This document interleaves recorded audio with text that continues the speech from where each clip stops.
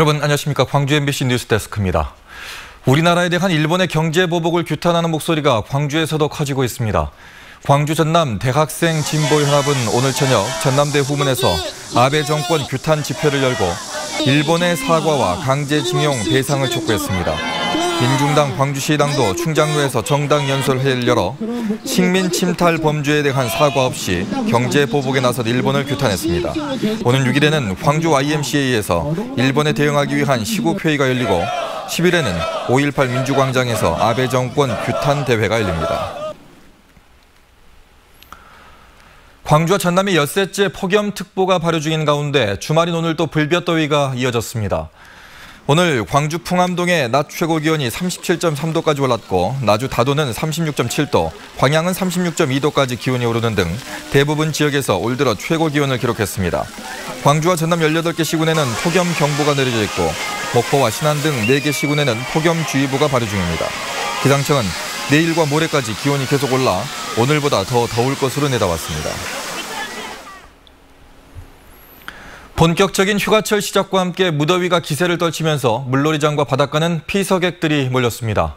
8월의 첫 주말 풍경 문형철 기자가 전해드립니다. 평범했던 도심 속 공원이 커다란 물놀이장으로 변했습니다. 신난 아이들은 미끄럼틀을 따라 물속으로 뛰어들고 튜브에 물총까지 준비해 친구들과 즐거운 시간을 보냅니다. 미끄럼틀 타서 신나게 놀았고 물이 시원해서 하나도 안 더웠어요. 시원하게 물줄기를 뿜어내는 바닥 분수도 인기 만점입니다. 푹푹 찌는 무더위에도 도심에 마련된 물놀이 시설엔 주말을 즐기려는 시민들의 발길이 이어졌습니다. 거실에 그냥 베란다에 물놀이장 해줄 수 있는데 오히려 밖에 나오면 애들이 더 잘 놀고 또 활동적으로 할 수가 있으니까. 주말에다 휴가철까지 겹치면서 해수욕장에도 수많은 인파가 몰렸습니다. 보트에 이끌려 짜릿한 스릴을 즐기거나 요트와 카약 등을 직접 체험하는 피서객들. 균형을 잃고 연거푸 물에 빠지기도 하지만 더위를 잊기엔 제격입니다. 계속 있으면 또 지겹고 하니까 그래도 한 번씩 야외로 나와서 이렇게 체험 즐기는 것도 좋은 것 같아요. 본격적인 무더위가 이어지면서 전남 지역의 온열 질환자도 70여 명으로 급증했습니다. 기상청은 일요일인 내일도 35도를 웃도는 불볕더위가 기승을 부리겠다며 건강관리에 유의할 것을 당부했습니다. MBC 뉴스 문형철입니다. 제8호 태풍 프란시스코가 우리나라에 영향을 미칠 수 있다는 전망이 나왔습니다. 광주지방기상청에 따르면 괌 북동쪽 해상에서 발생한 태풍 프란시스코는 시속 30km 안팎으로 빠르게 올라오고 있고 현재 경로로 보면 오는 6일 밤 남해안에 상륙해 서해안으로 진출할 것으로 예상됩니다. 기상청은 이번 태풍은 북태평양 고기압의 강도와 수축에 따라 진로가 바뀔 수 있다고 말했습니다. 오늘 오전 10시 45분쯤 담양군 금성면의 한 콘크리트 회사에서 인도네시아인 노동자 20살 A씨가 지게차에 치여 병원으로 옮겨졌지만 숨졌습니다. 경찰은 지게차 운전자 46살 이모 씨가 지게차 뒤에 A씨가 있는 것을 미처 보지 못하고 후진을 하다가 사고가 난 것으로 보고 정확한 경위를 조사하고 있습니다. 3학년 기말고사 문제 유출 의혹을 받고 있는 광주의 한 사립고에서 1학년 시험 문제 일부도 참고서 문제를 그대로 출제했다는 의혹이 제기됐습니다. 학벌 없는 사회를 위한 시민 모임은 이 학교 1학년 기말고사 수학 문제 가운데 4점짜리 객관식 문제와 7점짜리 서술형 문제가 특정 교재 문제와 거의 같다고 주장했습니다. 시민 모임은 특정 학생들에게만 교재를 사도록 해 특혜를 줬는지 밝혀달라며 광주시 교육청에 감사를 청구했습니다.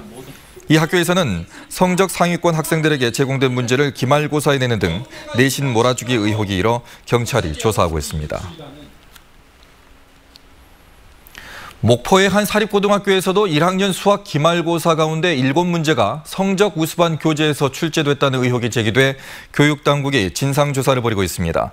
전남도 교육청은 어제 현장 조사단을 이 학교에 보내서 지난달 초 치러진 1학년 수학 기말고사 시험 문제와 성적 우수반 교재에 실린 문제가 유사한지 확인 작업을 벌였습니다. 전남도 교육청은 학교 관계자 등을 상대로 1차 조사를 마치고 다음 주에 2차 조사를 진행할 예정입니다. 장성군이 지역의 대표 음식을 홍보하기 위해서 맛집 지도를 제작합니다. 장성군은 맛과 대중성, 가격 합리성 등을 기준으로 맛집 지도를 작성해 오는 10월 열리는 황룡강 노란꽃잔치 기간에 관광객들에게 나눠줄 예정입니다. 맛집 선정을 위한 경연대회에는 80여 개의 음식점이 참여해 경쟁을 벌였고 심사 결과는 다음 달 7일 발표됩니다.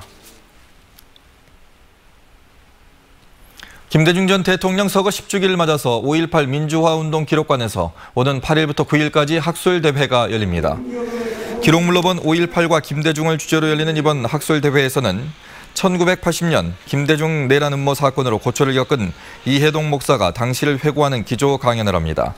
또 최정기 전남대 사회 학과 교수 등 연구자들이 국내 재판 기록과 미국의 자료를 중심으로 김대중 내란 음모 사건을 고찰합니다.